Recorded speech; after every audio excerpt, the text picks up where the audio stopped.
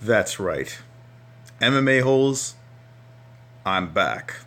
And I need to talk to you guys right now, in the chat, in the YouTube universe.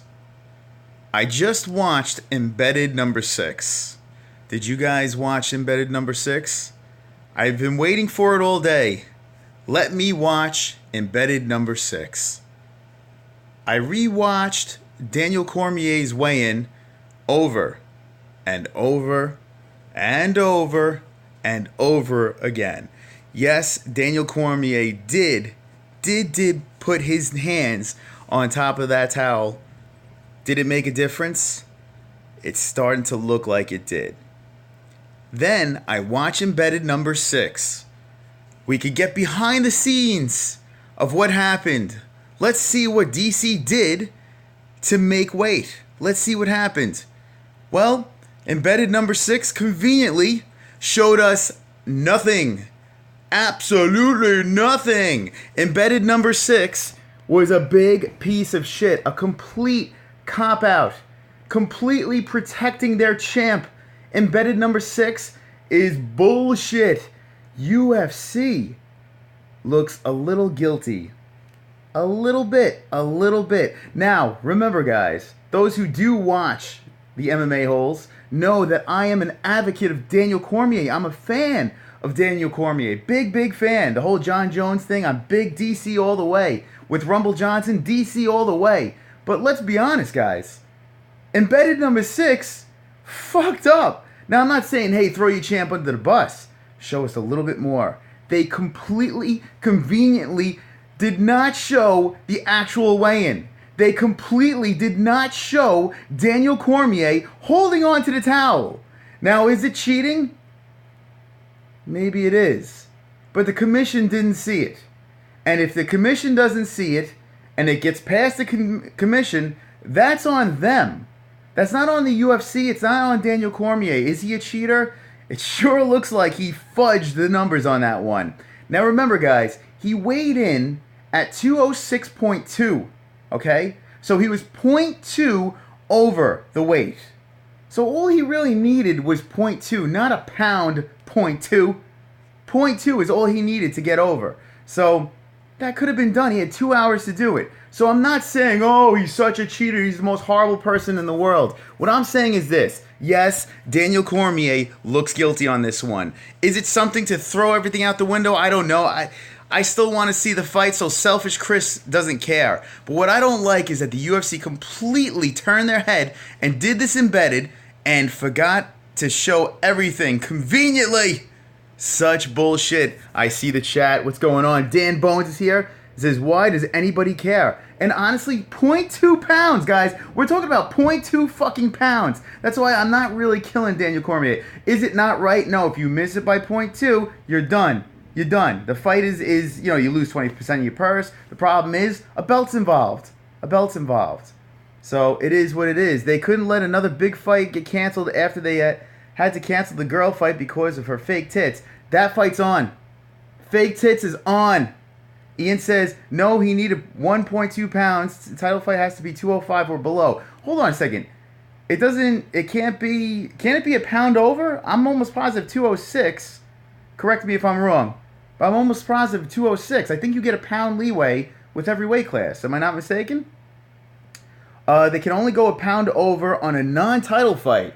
Well, how about them fucking apples, Ian? If this is true, then it's a difference. Then it's a big difference. So that's a little fishy. Okay, I didn't know that. You think Rumble didn't want him to weigh in? He definitely did. Oh, of course. 1.2. Don't care either, Dan. Craig Lee doesn't care. All right, so I stand corrected here. 1.2 pounds for a championship fight. See, Mystic Moss. Sometimes Mystic Moss doesn't know everything. Hello, Fugger. What's up, Fum Ducker? How you doing? No title fights have to be under the limit. Okay, so there we go. Ian coming in with the facts. That's why I have the MMA-holes here. They correct the beard. Every once in a while, the beard gets it wrong. That's fine. 100% positive. All right. I'm just glad the dudes are going to fight. However, Chris made his point clearly with a wink, says Jason Smith. Okay, so now we know with champion fights, you have to come in on the poundage. You have to be at 205. All right, so 1.2 pounds is what he had to make. Daniel Cormier clearly held on to a towel. To lose 1.2 pounds off of a towel, you never know. I mean, they say it's an old wrestling trick. They say it is what it is. What are you going to do? But the commission didn't see it. Now, here's the real question. Is there fishy shit going on with the commission? Is there so much money involved in this event happening that they were paid off? I don't know. I can't see that being possible. The commission's a serious business right there, so I can't see that being possible. So my problem is this, okay? If the commission says it's okay, it's okay. There's nothing you can do about it. We can't kill Daniel Cormier. Was he cheating? He got away with it. It's not like he's doing steroids or anything like that. He got away with it. It is what it is. The problem I have is the embedded doesn't even show the actual weigh-ins. It's supposed to be a behind-the-scenes footage of the UFC, of what's going on before a fight, get you pumped up. Embedded really danced around that one cleverly. Here we go. Dan Bone says, DC looks so old. Hold on. I fucking lost you, Danny boy. Looks so old and fragile, he's getting fucked up tomorrow. Blake Davis says, the towel thing was odd, but he would have to have 2 hours to cut the pound. Not a big deal. Bones is a punk trying to call out Dirty Daniel. Now, that's the thing. He did come back within a couple of minutes. It's like, hey, let's weigh in. He had 2 hours. He did have 2 hours. So he still could have made that pound .2. Could have still done it. So can't kill the guy. Really can't kill the guy. Rumble, young man, rumble. Rumble all the way. DC looks worn. Right the fuck out, says Matt Salisbury. Yes, and Matt Salisbury, I see you there. I'm not skipping your comments. Dan Bone says, why does the UFC keep... Whoops, lost you. Keep doing shows in New York. What makes New York so special? These fucking guns make it special. That's what it makes. Jay Smith says, I'm definitely pissed about how bamboozled Kelvin Gastelum was. Marijuana is not fucking PD technically. Now, here's the deal with Kelvin. Let's talk about that. I didn't get a chance to talk about that before. I plan on talking about it tomorrow, but fuck it. We're here. Let's talk. Kelvin Gastelum, marijuana, out with the Anderson Silva fight. No good, no mas. Here's the thing, okay? I think that weed should be fine. I really do. I don't understand the whole hoopla about fucking marijuana. I don't get it. It just doesn't make any fucking sense to me. But with that being said, Kelvin Gastelum, you know the rules. The rules are the rules. You have to follow the rules. You have to follow the rules. You can't be different than anyone else. If these are the rules, you have to just follow them. So, unfortunately, it is what it is, Kelvin, and you're not fighting Anderson Silva, and that is a huge, huge bummer. Now, people are like, oh, let's see the Yoel Romero fight. Let's see Yoel Romero fight Anderson Silva. Why the fuck do you want to see that fight? Why the fuck do you want that Ninja Turtle to beat the fucking snot out of Anderson Silva? Yoel Romero will take Anderson Silva's fucking head and wipe the fucking mat with it. You don't want to see that. You don't want to see the greatest of all time get fucking mutilated by the soldier of God. Stop it.